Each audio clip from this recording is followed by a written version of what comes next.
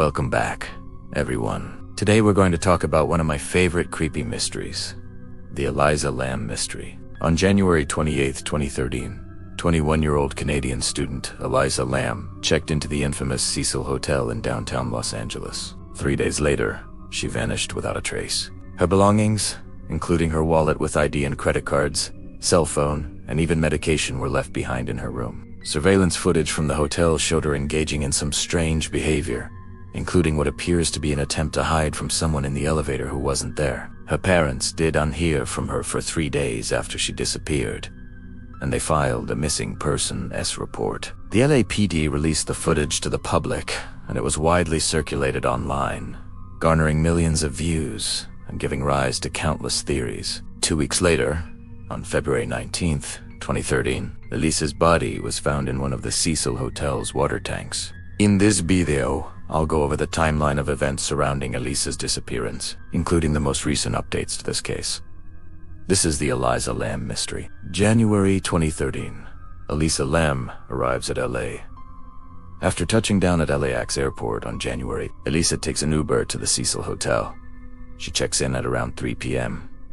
and makes her way to her third-floor room. Later that evening, she's seen on CCTV walking through the lobby and riding the elevator to the second floor. According to the LA Times, 2 women who shared a room with Lam reported hearing strange noises coming from Lam's room late at night, like someone moving furniture and banging on the walls. They also said that they caught her acting strangely a few times. Once, while getting onto the elevator, she turned to them and asked, "Can I help you?" in a strange tone of voice. Another time, she kept her door open with a towel propped against it. And one morning they came back from an outing to find her sitting on the floor with her back against the door. She seemed surprised to see them and quickly opened the door fully. According to one of the roommates, they never saw her again after that. January 31st, 2013, Elisa disappears. At around noon on January, a maintenance worker noticed that the air conditioning unit in Elisa's room was leaking. He alerted management, and they sent up a plumber to fix it. The plumber knocked on Elisa's door and identified himself. But when he didn't get a response, he let himself in to make the repair. That's because the hotel's management had given him a master key to every room. As he made his way to the air conditioning unit, he noticed that the room was empty, but that Elisa's belongings were still there. He immediately called the front desk to tell them that the guest in room 3019 may not be there anymore. However, there was no record of her checking out, and nobody had seen her leave. So the plumber just finished his work and left. It wasn't until nearly 14 hours later at 11:33 p.m. that the front desk called up to the room to check on Elisa.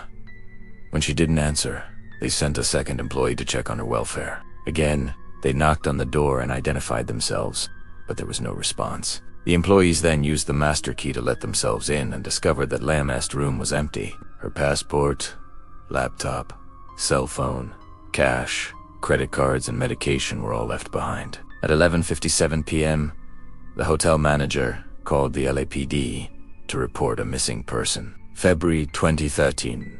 Haunting evidence. After news broke about the missing guest, the police released security footage of Elisa in the hotel elevator. It was recorded 3 days earlier, on January 29th, at around 12:46 a.m. Elisa appears to be alone in the elevator. She presses the button for the second floor, and after the doors open, she turns off the lights and closes them again. She presses the button for the first floor, but instead of opening the doors when they do, she hides behind the corner and looks out from behind the partition as if hiding from someone. When the elevator reaches the first floor, the doors slide open and close again. She seems to come out from behind the partition and walks toward the doors, but then she does it again, pressing the button for the second floor. The same woman gets on the elevator in the next frame, but she isn't there. Throughout the whole video, there's no one else visible in the elevator or outside the doors. Elisa's movements are so strange that it prompted the LAPD to ask the public for help finding her. February 6th, 2013. Search. On February 6th, exactly 1 week after Elisa disappeared, her parents flew to Los Angeles to launch a search. They put up hundreds of missing posters at various locations across the city and made several media appearances to raise awareness. Meanwhile, the LAPD had very few leads to go on. One day after the police released the footage, a man called them to say that he saw Elisa entering a taxi on Sunset Boulevard, but he couldn't remember which direction the cab went or what it looked like. He only remembered that it was a taxi, which isn't helpful, considering that LA is one of the most densely populated cities in the US.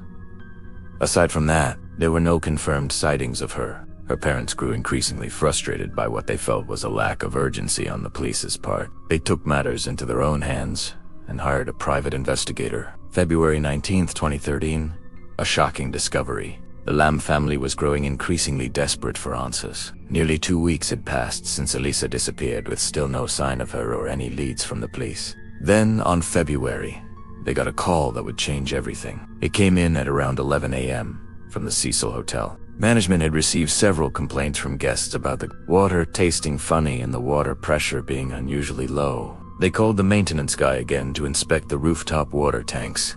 He climbed up to the 4th floor and began to inspect the tanks.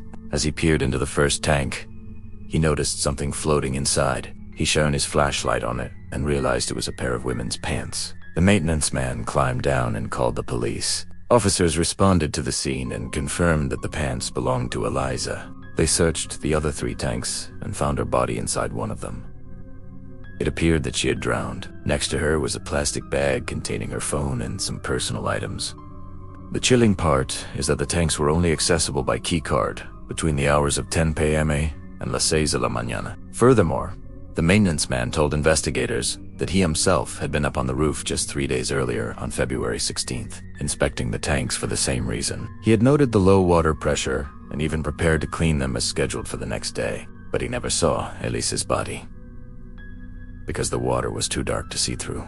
Elisa's clothes were found at the bottom of the tank, suggesting that she had already been dead for a few days before being discovered. Although the police never officially stated a cause of death, the coroner determined that Elisa drowned. The circumstances surrounding her disappearance and subsequent death remain unclear. Did she jump into the tank herself, or was she pushed? If it was suicide, why did she leave all of her belongings behind? And if it was murder, who was responsible, and how did they get access to the key? Some believe that she was the victim of foul play, while others believe that she jumped. Still, others think that something more sinister is at play. In the years since the case was closed, it has become internet folklore, inspiring countless true crime documentaries and giving rise to even more theories than usual. In fact, a local YouTuber named Mr. Nightmare actually investigated the case himself. He visited the Cecil Hotel to see if he could uncover any new clues. He spoke with former employees who revealed some interesting details that I haven't heard before. According to one of them,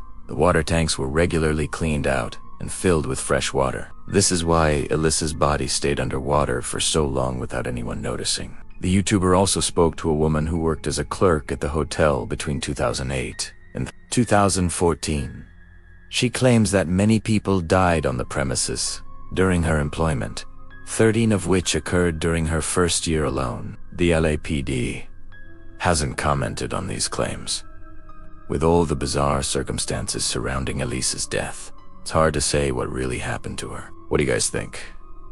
Let me know your thoughts in the comments. If you enjoyed this video, please hit the like button. And as always, thanks for watching.